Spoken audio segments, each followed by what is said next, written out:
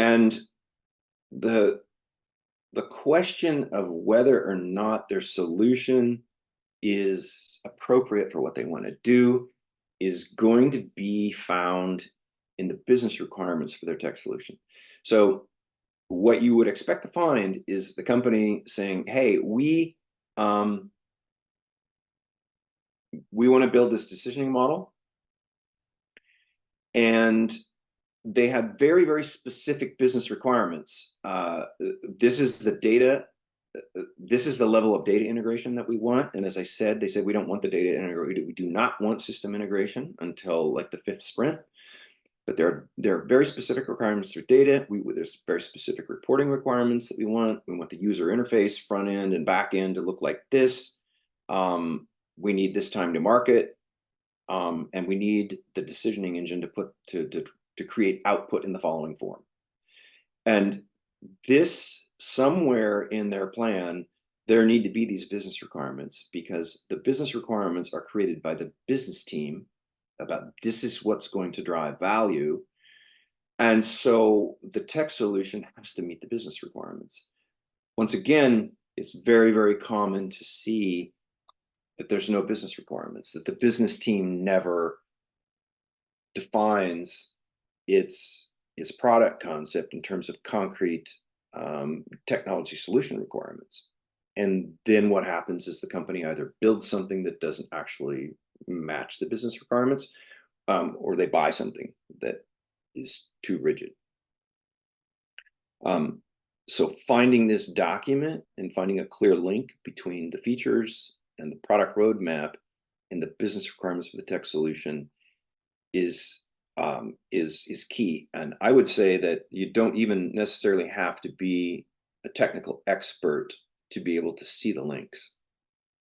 Most people could probably read the business requirements and say, okay, I get it. I see how they've defined their approach to the technology, and it matches the product roadmap, and it matches the basic product features that they want to create. Next.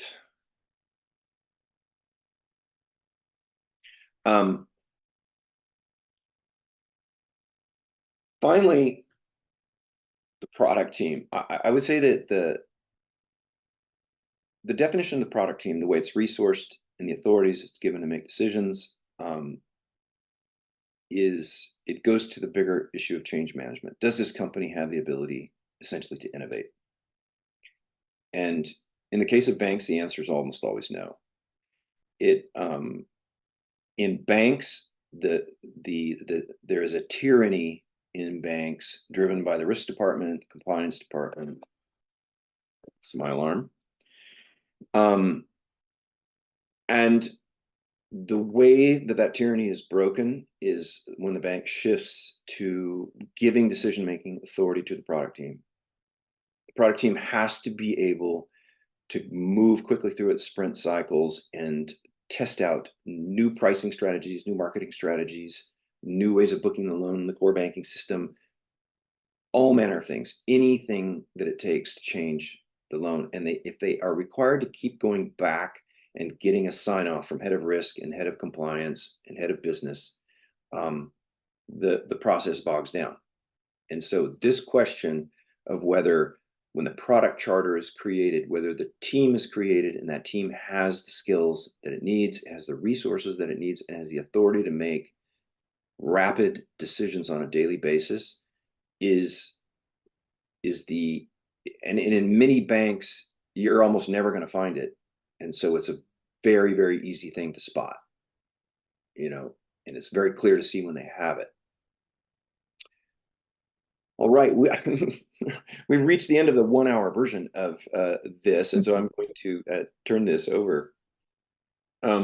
Just quickly say, I have blasted through all of these components and realize it's difficult to digest at that speed.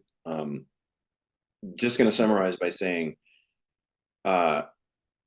understanding with more clarity and more time what goes into each one of these things, putting them on a checklist, walking in and listening to the way a company delivers their pitch and whether they have these elements is the heart of this. And I think we're going to hear now about an experience of someone doing just that. So I will turn this over. Yes, thank you very much, Mark.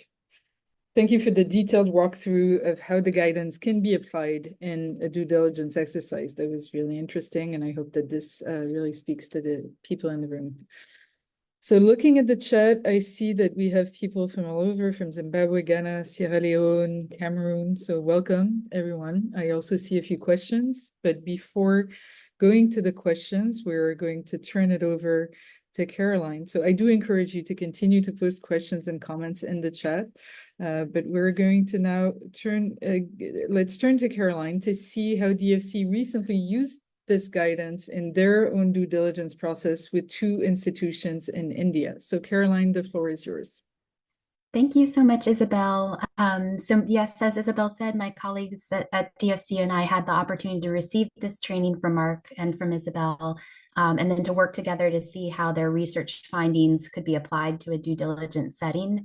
And as she said, we were conducting due diligence on 2 technology forward financial institutions in India in late May this year.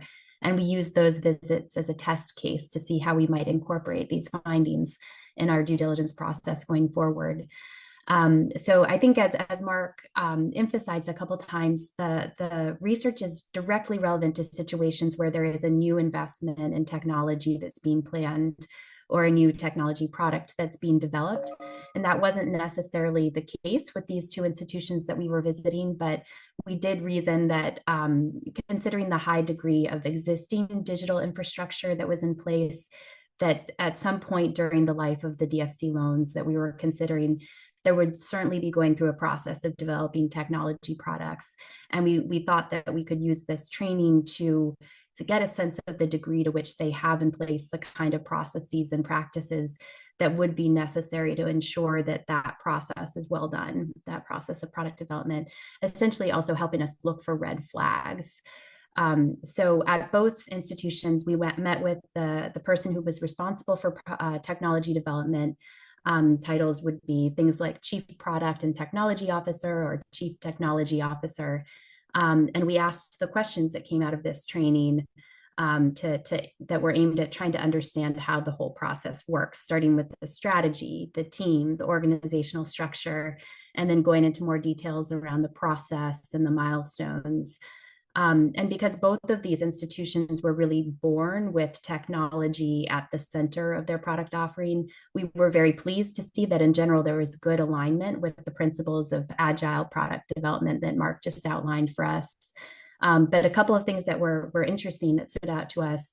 Really, I think the most notable thing that stood out was the potential of variety in kind of findings depending on the stage of maturity of the organization. So one of the institutions we visited was earlier stage than the other with a smaller staff. So there wasn't the same degree of organizational structure around the product development process. But we were able to assess general alignment to those principles by asking about their strategy for creating value, learning more about their processes for how they prioritize product changes, how they align staff members around those priorities, what milestones they're looking to gauge success. So that was interesting that there could be different applications of this overall process, but the same questions can kind of get you to any gaps or red flags. Another thing that stood out was how in sort of the best case scenario, you would expect to hear the same kind of information repeated in different ways across the organization. So for example, at one of the institutions we visited, the head of operations described an example of product development that had originated with customer feedback that came in through his department. And he, unprompted, described how that information flowed across to the product team. And then when we spoke with the product development team members, we were able to hear about what happened from there. And it presented a very clear picture of how an organization that has strong processes and organizational structure in place to support product development is able to move quickly, but carefully from feedback to implementation, involving different people across different departments, and everyone aligned and on the same page. So I think overall, our team found the guidance and training we received from Mark and Isabel to be very useful for snipping out whether there were likely to be any major red flags in the financial institution's capacity to develop products successfully, and also uncovered where it would be necessary to dig in further or to bring in a true expert. And I also find it quite helpful to go into these meetings with a vision of what good should look like from when it comes to technology and product development. And as more financial institutions are extending from more low-tech approaches to adopt technology in different ways, being able to incorporate this type of diligence questions into our practice is going to be very helpful, not only in identifying potential areas of risk, but maybe also in identifying entry points for our technical assistance program. So overall, we were very grateful for the opportunity to work with Mark and Isabel and CGAP. And we're looking forward to continuing to incorporate these research findings into our diligence practices for financial institutions on a regular basis. Great. Thank you very much, Caroline, for sharing your insights on testing the guidance. And I have to say that DFC's feedback was really invaluable in helping to refine the guidance and to improve it. So thank you.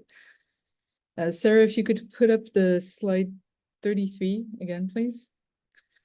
So we'll get to Q&A in just 30 seconds. I just wanted to point out that all of the knowledge products from this project are available on CGAP's website at cgap.org/microfinance. So if you're interested in exploring any of the projects learning further, whether on automation of loan renewals or the development of business intelligence or the guidance